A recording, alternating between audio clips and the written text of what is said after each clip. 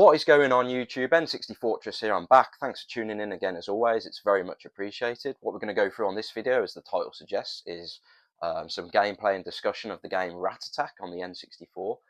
The reason I wanted to do this is actually it's quite topical at the moment in the N64 community. There's a recent sale on eBay, and this game, complete in box, in very good condition, sold for an eye-watering £2,800 on eBay. I'll put the screenshot on the screen. And I messaged the seller to make sure that the buyer actually paid for this, because sometimes these things happen and then the buyer doesn't pay up. But turns out I can only go on face value, but they've messaged back saying the buyer has committed and purchased. So it's staggering really that this title has gone so high. So yeah, I just wanted to discuss it really, and then we'll go into some gameplay and discussion of the actual game itself. But yeah, I mean, this game has just rocketed in the last few years. It was probably well, basically, I sold it in 2019 for £350, and back then that was a lot of money. So that's when I sold up my set originally. And then I came back on the scene in 2022, started collecting the full set again, back up from my originals, which I kept.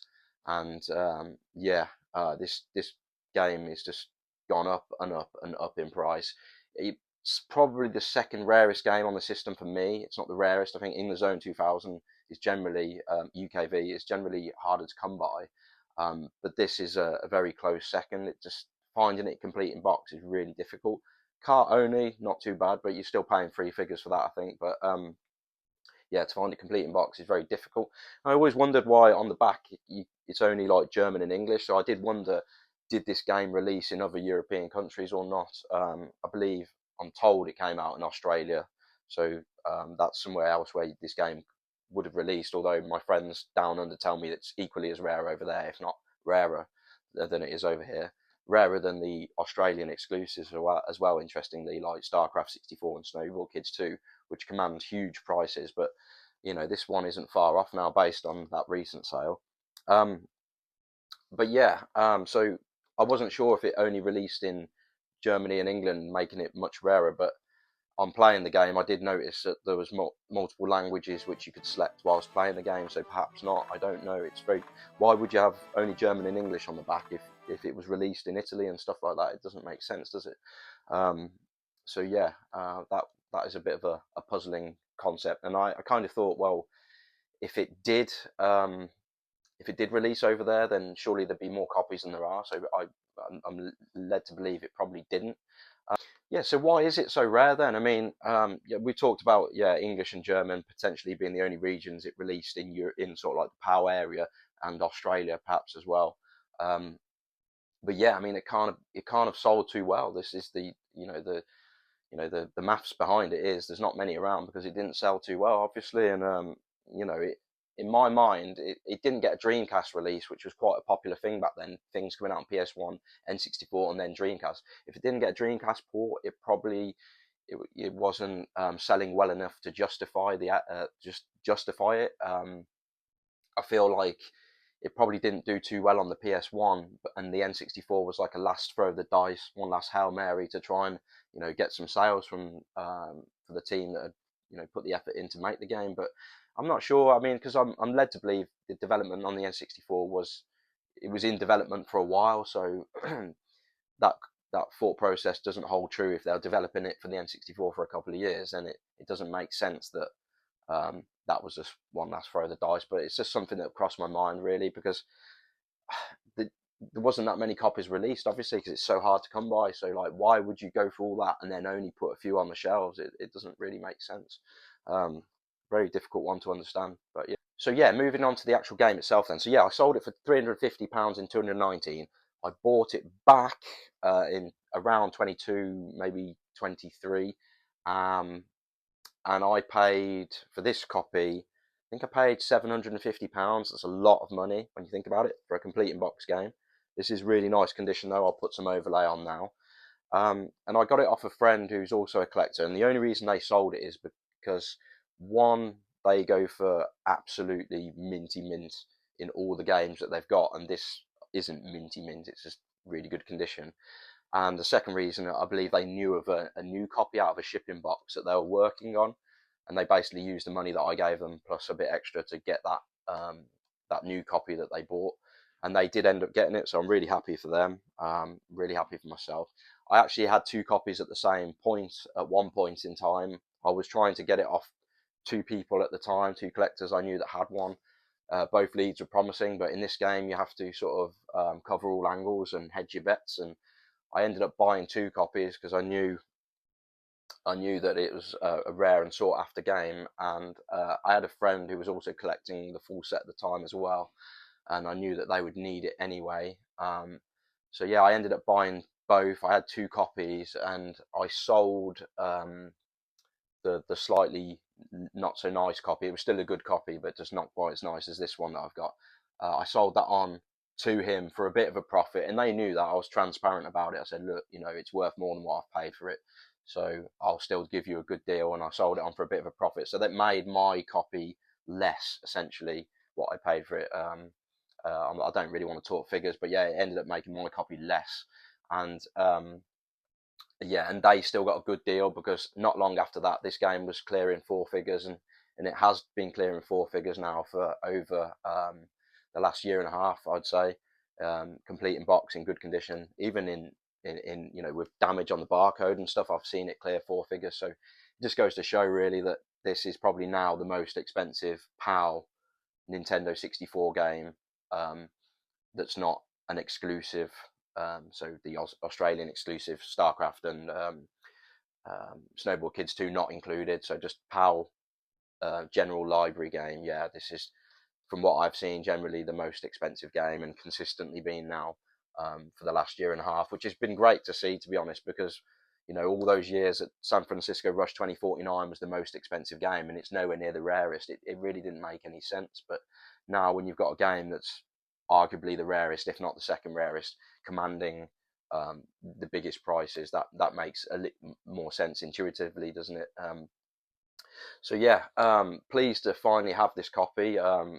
It's interesting that in CEX they only charge £150 for this completing box, but to find that in CEX is literally unheard of. It's never in stock. Nobody will ever trade it to CEX who has a copy, because anyone who has a copy knows that it's worth more than that. So it's very bizarre how their price is off on that point, but interesting all the same. So yeah, without further ado then, let's get into some gameplay and reviewing it and see what we actually think of the game then. Is it worth the £2,800 that somebody just paid for it or not? Let's have a look.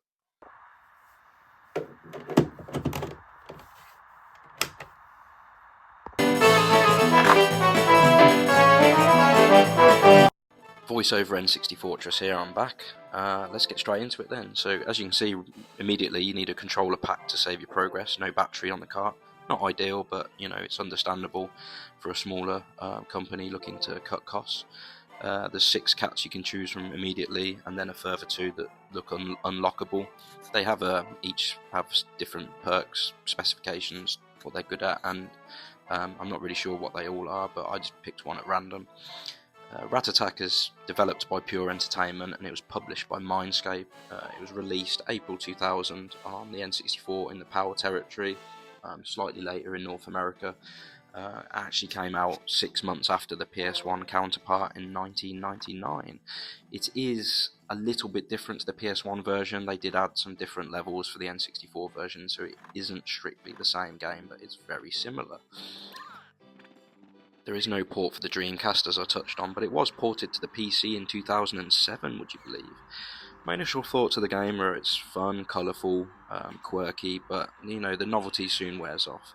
It's quite a simple game, really. It's just laying traps, trying to kill the rats inside the house or dispose of them, and stop them from chewing up all the furniture or things inside the house, essentially. Before they do that, if you leave it too long and they destroy all the furniture or items in the room, then you will fail and then lose a life and have to start again.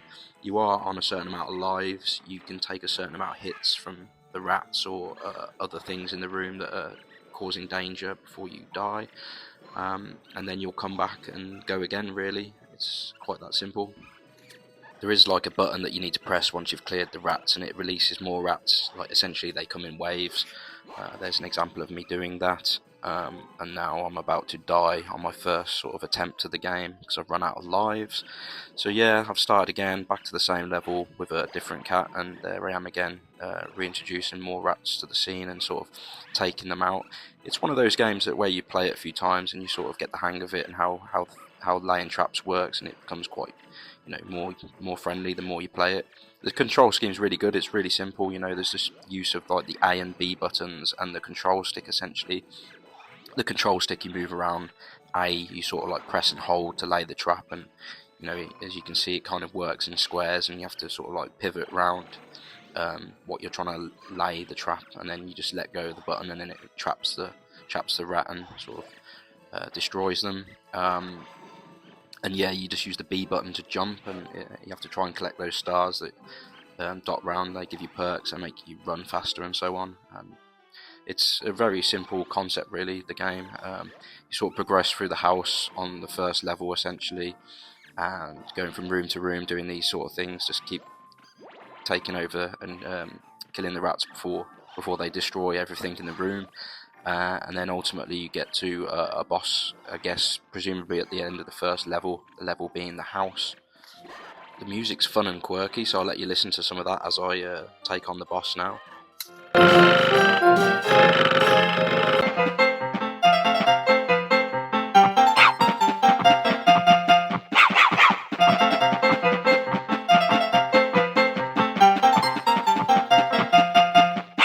Whilst being fun and quirky, it can get dull and irritating and annoying after a certain amount of time, I suppose.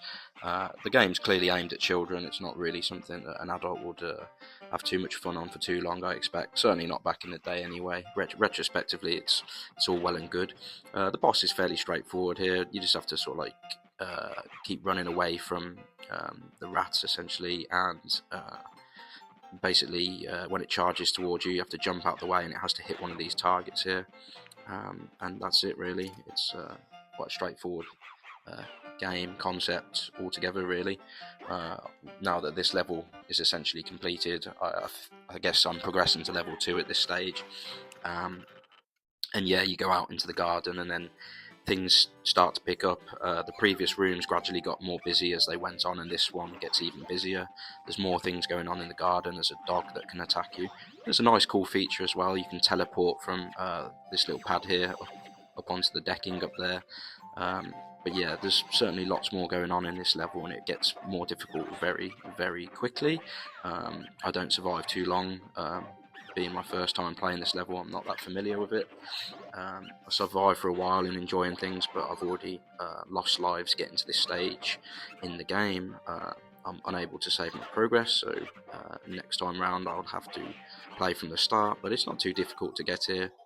But yeah, that's game over for me. I didn't get to explore any levels further than that. I think overall the game's pretty fun, but I'm just not convinced how much replayability is there, so I'd probably only give it a 6 out of 10.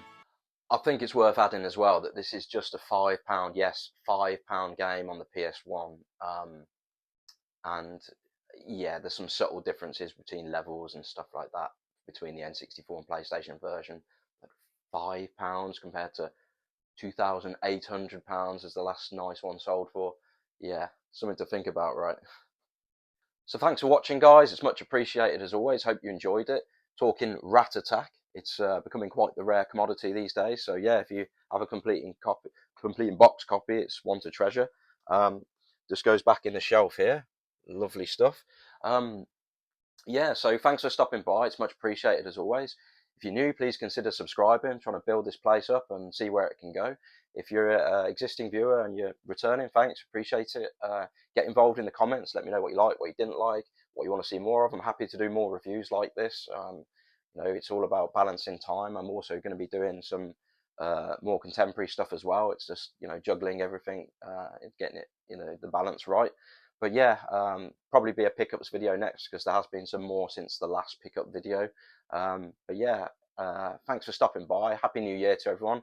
Much appreciated, and I'll see you on the next one.